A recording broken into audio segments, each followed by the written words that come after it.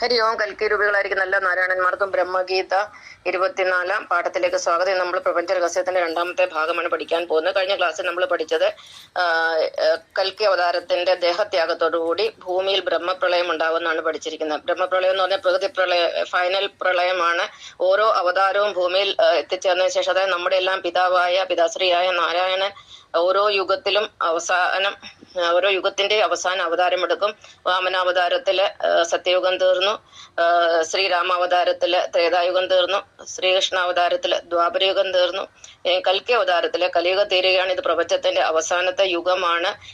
ഇതോടുകൂടി പ്രപഞ്ചത്തിന്റെ മരണം സംഭവിക്കാൻ പോകുന്നപ്പോൾ ജീവജാലങ്ങളെല്ലാം പ്രകൃതിയിൽ അഥവാ ഈ നാരത്തിൽ ലയിച്ചു ചേരുന്നതാണ്. അപ്പൊ നമ്മുടെ എല്ലാ ശരീരത്തിനും നാശമുണ്ട്, പക്ഷെ നമ്മുടെ ഉള്ളിൽ ആത്മാവായി ഊർജ്ജമായിരിക്കുന്ന ഭഗവാൻ നാരായണന് നാശമില്ല. ഊർജ്ജത്തിനെ നമുക്ക് നിർമ്മിക്കാനോ നശിപ്പിക്കാനോ സാധ്യമല്ല. Energy can neither be created nor destroyed. നമ്മൾ ഊർജ്ജ കണങ്ങളായി, ജീവോർജ്ജമായി, ബാക്ടീരിയയും വൈറസും പോലെ അതിസൂക്ഷ്മമായിട്ട് നമ്മൾ ഈ പ്രപഞ്ചത്തിൽ നിലകൊള്ളുന്നതാണ്. അപ്പൊ നമ്മുടെ എല്ലാ ശരീരം നശിക്കുമെന്നുള്ള കാര്യത്തിൽ യാതൊരു സംശയമില്ല. പരിണാമ പ്രക്രിയയിലൂടെയാണ് നമ്മൾ ഈ ലോകത്ത് ജനിച്ചിരിക്കുന്നത്. അപ്പൊ നമ്മളെല്ലാം ഭൂമിയില് ജലത്തില് അലിഞ്ഞു ചേരുന്നു. അതിനുശേഷം ഇവിടെ സസ്യങ്ങളില്ല, ജന്തുക്കളും ഒന്നുമില്ല. ഭൂമിയിൽ ടെമ്പറേച്ചർ കൂടുന്നു, അതായത് താപം കൂടി അത് ഒരു 100 ഡിഗ്രി ആകുമ്പോഴത്തേക്കിനും വെള്ളം തിളയ്ക്കാൻ തുടങ്ങും. നമുക്കറിയാം, ഇപ്പം തന്നെ നമ്മുടെ അന്തരീക്ഷ ഊഷ്മാവ് ഏകദേശം 30 തൊട്ട് 40-നും 50-നും ഒക്കെ ഇടയ്ക്കായിട്ടാണ് പല രാജ്യങ്ങളിലായിട്ട് നിലനിൽക്കുന്നത്. അപ്പോൾ ഇത് ഉയർന്ന് 100 ഡിഗ്രി ആകുമ്പോഴത്തേക്ക് വെള്ളമെല്ലാം തിളച്ച് അത് ഇവാപ്പറേറ്റ് ചെയ്ത് അല്ലെങ്കിൽ ബാഷ്പീകരിച്ച് അന്തരീക്ഷത്തിലെ പ്രപഞ്ചത്തിൽ ചേരും.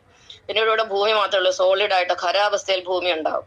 വീണ്ടും ചൂട് കൂടുന്നതിനനുസരിച്ച് ഭൂമി ഉരുകാൻ തുടങ്ങും. നമുക്കറിയാം, ലാവയൊക്കെ ഭൂമി അഗ്നിപർവ്വതത്തിൽ ഉരുകി പുറത്തെ ആടുന്നൊക്കെ നമ്മൾ കണ്ടിട്ടുണ്ട്. അപ്പം ഭൂമി ഉരുകി ദ്രാവകാവസ്ഥയിലാവും. അപ്പം ഖരം ദ്രാവകമായി കഴിഞ്ഞാൽ അടുത്തതായിട്ട് എന്താണ്, ദ്രാവകം വാതകാവസ്ഥയിലേക്ക് മാറുകയാണ് ചെയ്യുന്നത്.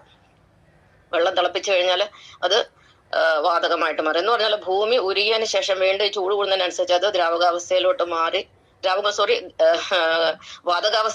മാറി അതും പ്രപഞ്ചത്തിൽ നിലകൊള്ളും. അതുപോലെ സൂര്യനും ചന്ദ്രനും നക്ഷത്രങ്ങളെയും പ്രപഞ്ചത്തിൽ എന്തെല്ലാം ഉണ്ട്, ഗ്രഹങ്ങൾ എന്തെല്ലാം ഉണ്ട്, ഇതെല്ലാം വാതകാവസ്ഥയിലോട്ട് മാറും. അതായത് 432 കോടി വർഷം കൊണ്ട് ഇത് മുഴുവൻ ഒരു ഫുൾ ഗ്യാഷ്യസ് ബോളായിട്ട് മാറും, ഒരു വാതക ഗോളമായിട്ട് മാറും. ഇത് മൊത്തത്തിലൊരു ഗോളമാണ്. ഇതിനെയാണ് നമ്മൾ ബ്രഹ്മാണ്ഡം എന്ന് പറയുന്നത്, അഥവാ കോസ്മിക് എർഗ്. അപ്പൊ ഇതിന്റെ ഒരു മുട്ടയുടെ ഷേപ്പാണ്. നമുക്കറിയാം, ഭൂമിയുടെ ഭ്രമണപഥം മുട്ടയുടെ ഷേപ്പാണ്, ഓരോ ഗ്രഹങ്ങളുടെയും ഭ്രമണപഥം മുട്ടയുടെ ഷേപ്പാണ്. എന്തെങ്കിലും ഒരു വിത്തെടുത്താൽ അതൊരു മുട്ടയുടെ ഷേപ്പാണ്. അപ്പൊ ഈ ബ്രഹ്മാണ്ഡം എന്ന് പറയുന്നത് ഒരു മുട്ടയുടെ ഷേപ്പാണ്, ഒരു അണ്ടമായിട്ട് മാറുകയാണ്.